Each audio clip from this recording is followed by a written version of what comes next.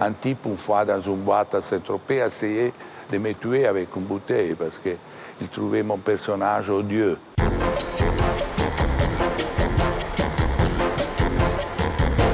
Massimo, bienvenue sur le plateau de Tout le monde a parlé. Alors, vous êtes né à Naples le 20 août 1940 sous le signe du lion.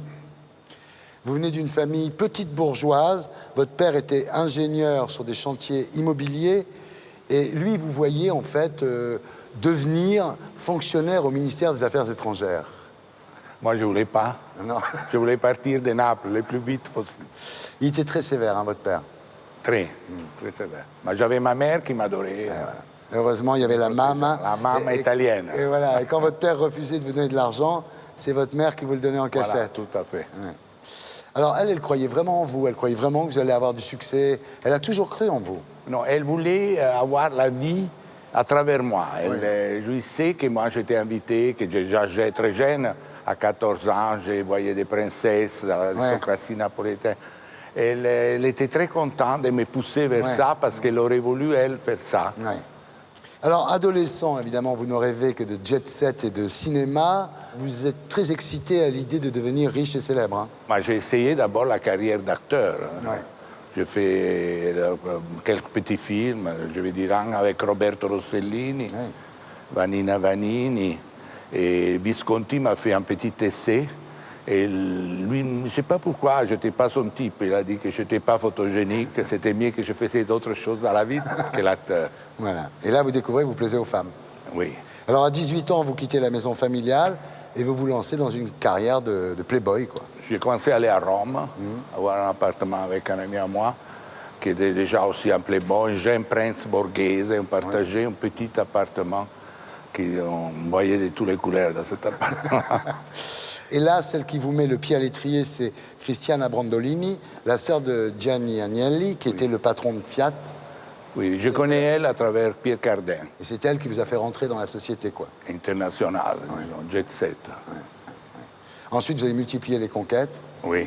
Alors, il y a Gina Lollobrigida. Hein? Oui. Elle, c'était une amie, en effet. J'ai essayé avec elle, mais j'avais trop de femmes, j'étais trop volage, elle n'aimait pas ce côté-là, on est restés très amis, très liés.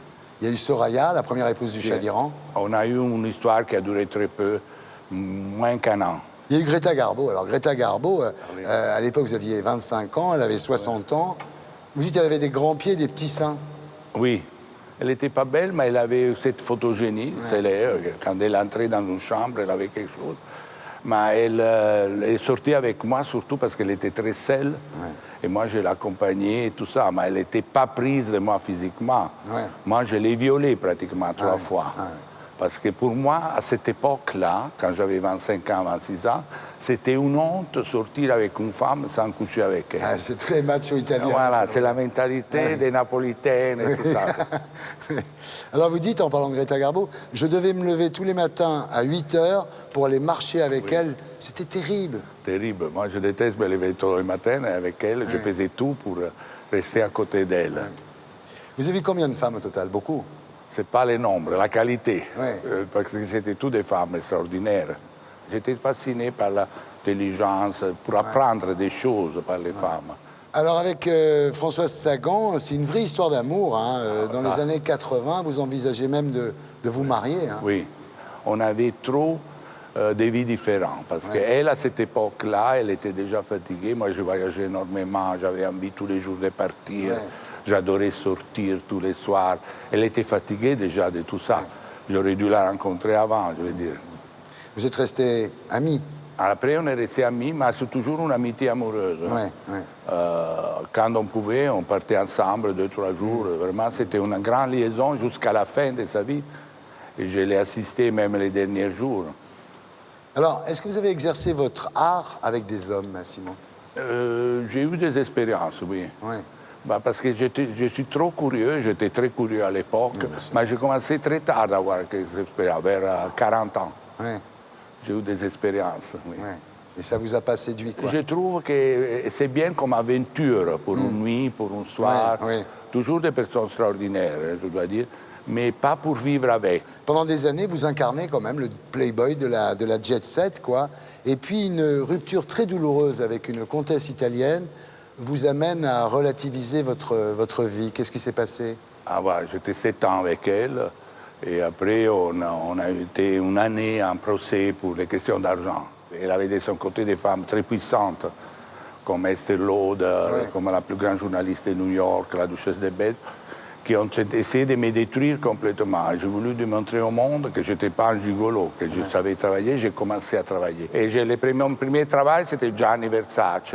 Alors Gianni vous demande de lancer son premier parfum. À l'Opéra Garnier. C'était un succès fou. Tout le monde sont venus et tout ça. C'était vraiment... Lui était très épaté parce qu'il disait, tu es le seul PR qui ne me fait pas payer les stars. Je veux dire, qui viennent comme ça de leur côté. Et là, ça ne s'arrête plus. Toutes les grandes marques de luxe, à commencer évidemment par les grands bijoutiers italiens, vous confient leurs relations publiques. J'ai travaillé presque tous les bijoutiers, Bulgari, et surtout après des Grisogon aussi, et Boucheron, tous les couturiers. C'est là que vous fondez le magazine The Best. Chaque année, vous décernez les trophées The Best, qui récompensent les personnalités les plus en vue dans le monde de l'élégance. Ça fait 35 ans maintenant que je fais ça. Alors en 1991, à Rome, vous épousez Francine Crescent, ancienne rédactrice en chef de Vogue France. À l'époque, vous êtes fatigué par la possessivité de vos partenaires fortunés. Et Francine, c'est tout le contraire. Vous trouvez un autre style de femme avec elle. Une femme extraordinaire. Elle était 25 ans rédactrice en chef de Vogue Paris. Et elle était différente de toutes les autres femmes. Elle n'était pas riche, pas milliardaire, mais une femme vraiment qui m'aimait à la folie. Et moi, j'étais contre les mariages. Mais là, je me suis décidé à marier. Notre mariage était très spécial dans la chapelle du Palais Ruspoli, avec nos chiens à l'intérieur de l'église, avec les paragaios qui sonnaient. Et l'évêque, c'était l'évêque qui était le confesseur de Greschelli, qui après a été excommunié par le pape. Il était très ouvert. Alors voilà, malheureusement, au début des années 2000, Francine tombera malade d'une forme rare de la maladie de Parkinson. Alors, c'est une période très difficile pour vous parce que vous êtes là avec cette femme qui a 75 ans, qui est rongée par la maladie. Vous avez des envies de suicide, vous avez des problèmes d'argent. Enfin, c'est une période très noire pour vous. Très dur, très dur. Pour ça, j'ai commencé à faire la ferme, pour faire la ferme. Et voilà. Et là, en 2004, vous acceptez d'apparaître dans l'émission de télé-réalité de TF1, La Ferme Célébrité. Vous êtes une star instantanée parce que vous dormez avec un masque sur les yeux, vous volez l'eau des autres, vous exigez vos œufs brouillés avec du caviar. Enfin, d'un seul coup, vous devenez une grosse vedette, quoi. Je me rendais compte que le public aimait mon attitude vers beaucoup. Oui. Et c'était un grand, grand succès. Je ne savais pas parce que là-bas, la première édition surtout, on n'avait vraiment pas de contact avec l'extérieur. Alors, dans La Ferme Célébrité, vous êtes extraordinaire parce que vous incarnez à la perfection le playboy égoïste, un peu feignant, qui a l'habitude de se faire servir par les autres. Je le faisais naturellement, j'étais moi-même, Oui, vraiment. ça c'est sûr. C'était pas une chose construite, un personnage construit. Alors, vous dites, en 2 semaines, je suis devenu aussi célèbre que Alain Delon durant toute sa carrière. Et c'est vrai, les gens vous adoraient, quoi. Oui, c'est vrai. Une fois, j'ai déjeuné avec Alain Sard, qui voulait produire le film sur ma vie. Et à la sortie du restaurant, les bus, les pullmans, les gens, les trafics s'est arrêté. Et lui a dit, moi, j'ai déjeuné avec les plus grands stars du monde, j'ai jamais vu ça. Alors, quelles ont été les réactions de votre entourage à ce moment-là? Vos amis, ils ont dit quoi quand ils vous ont vu devenir célèbre dans une émission de télé-réalité? En étant que j'étais ami de certains gens de l'aristocratie, très snob et tout ça, déjà, certains m'ont plus invité, trouvaient que c'était scandaleux, c'était vulgaire et tout ça. Mais ça, c'était pas une grande perte. Je m'en foutais parce que les autres, les plus intelligents, ont adoré. Avec les médias, ça s'est bien passé, non? Moi, j'ai toujours eu de bonnes relations, vraiment, avec les médias. Il y a certains, naturellement, qui parlaient mal, mais ça, c'est normal. Vous avez gagné de l'argent pour faire ça? Oui, j'ai gagné un peu d'argent. C'était très excitant d'être célèbre dans la France, dans toute la francophonie, partout, au début. Vous êtes devenu populaire à ce moment-là? Très populaire. Je recevais des lettres des gens qui m'adoraient, mais aussi des lettres des gens qui me détestaient. Un type, une fois, dans une boîte à Saint-Tropez, essayait de me tuer avec une bouteille parce qu'il trouvait mon personnage odieux. Est-ce que ça vous a permis de faire des rencontres, cette ferme célébrité, des rencontres amoureuses? Ben oui, naturellement. Tout est plus facile parce que les gens, pour pour être avec quelqu'un célèbre, il faut n'importe quoi. Je veux dire. Quel a été le meilleur moment de l'époque de la ferme? Les premiers jours, quand j'habitais chez moi, et je ne pouvais pas sortir, il y avait des gens en bas de chez moi, je veux dire, qui m'attendaient. Je veux dire, ça, je ne pouvais jamais m'attendre ça, que je veux dire. J'ai compris que ma vie était changée, c'était assez excitant, je dois dire. Et le pire moment? Quand j'ai écrit les livres, mon dernier livre, en 2008, que c'était un flop total, et la FON m'a annulé les contrats parce qu'il trouvait qu'on n'a rien vendu. C'était les livres pour moi les plus beaux parce que c'était l'histoire avec ma femme, de sa maladie, de notre liaison. Ouais. Et le public a été habitué à mes livres, des scandales, des sexes, et n'aimait pas de tout ça. Et Francine, elle l'a pris comment, la ferme célébrité? Bah, elle m'a beaucoup poussé. Ouais. Parce qu'elle voyait, elle avait compris que ce serait été un changement et un succès. Elle m'aimait tellement, même si ce n'était pas son genre de choses. Elle détestait la publicité, la télévision. Pour elle, elle avait toujours refusé. Toujours très discrète, oui. Pas même si elle était directrice de Vogue. Je veux dire. Elle avait compris que j'étais fait pour tout ça parce qu'au fond, dans ma vie, j'aurais voulu toujours être acteur. Oui. Et ça m'a donné la possibilité aussi de faire un petit film Sous le soleil, là, TF1, et après un petit rôle dans les films de José Dayan, Milady, avec Ariel Dombal. Et ça m'excitait beaucoup.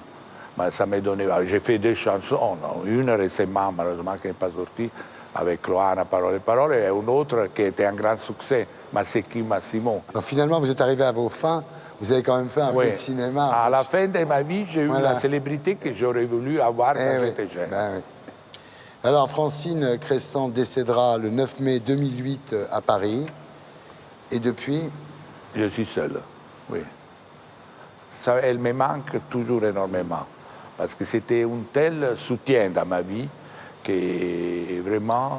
Francine, c'est la femme de votre vie, oui. Oui. Ouais. Est-ce qu'aujourd'hui, vous êtes nostalgique de cette époque de la ferme célébrité, quand les gens vous entendaient en bas de chez vous? Ah, naturellement, c'est tellement excitant, les succès, que quand on n'a plus ce succès éclatant, on commence à se préoccuper, on est triste, c'est naturellement, parce que c'est une drogue, c'est comme une drogue. Massimo, si c'était à refaire votre vie, qu'est-ce que vous ne referiez pas pareil? Dans l'année 99, quand j'ai fait Jet Set, les premiers livres en Amérique, c'est un tel succès qu'on m'avait proposé une place d'écrire pour le New York Post, faire une rubrique une fois par semaine sur les mondanités de la Jet Set. Et là, la FON avait publié l'édition française de Jet Set. Et m'a dit non, tu dois retourner en Europe pour faire la publicité pour les livres et tout ça. Et là, comme un idiot, j'ai refusé ce job à New York Post, que est le journal plus important de New York. Et je suis venu en Europe pour les livres de la FON, qui était aussi un succès, je dois dire. Le jour où vous allez mourir, qu'est-ce que vous voulez qu'on écrive sur votre tombe? Je vous ferai signe s'il y a quelque chose de l'autre côté. Parce qu'encore, c'est l'angoisse de ma vie. Est-ce qu'il y a quelque chose ou non? Il y avait aussi une autre solution, c'était « Je ne suis intéressé que lorsqu'on parle de moi ». Vous êtes comme ça un peu, hein. Vous êtes un lion. Hein. C'est mieux être parlé mal que pas être parlé de tout. Merci Massimo, j'étais très heureux de rallumer la lumière sur vous. Merci beaucoup. Merci. Et pour être sûr de ne rien rater de Inarditube, abonnez-vous et mettez un pouce bleu.